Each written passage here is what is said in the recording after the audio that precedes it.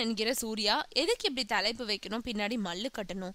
சரவணன் என்கிற சூர்யா இப்படி ஒரு தலைப்புல படம் எடுத்திருக்கும் ஒரு புது இயக்குனர் இப்போ அதை வெளியிட முடியலன்னு உதவி கேட்டு பத்திரிகைகளுக்கு அறிக்கை அனுப்பிக்கிட்டு இருக்காரு.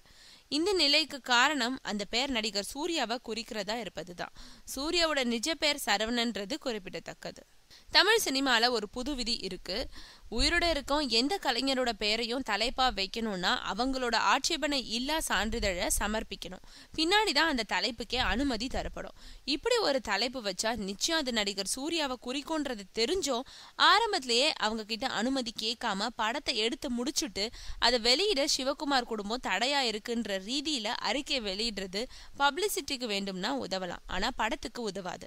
இந்த பிரச்சனையில சூர்யா தரப்புல நியாயம் இருக்கு. காரணம், தன் பேரை பயன்படுத்தி படம் எடுத்திருக்கிறவரு ஏற்கனவே தன்னை சினிமாவில நிரூபிச்சவரா இருந்தா கூட அவர் அனுமதிக்க தயங்க மாட்டார். இந்த ராஜா சுப்பையாவோ புதியவர் எப்படி எடுத்திருப்பாரு, அதுவும் அவரோட பேரை கெடுத்திருப்பாரோ இல்ல மோசமான காட்சிகளை வச்சிருப்பாரோன்னு முதல் நிலை நடிகரான சூர்யா யோசிக்கிறதுல தவறில்லையே.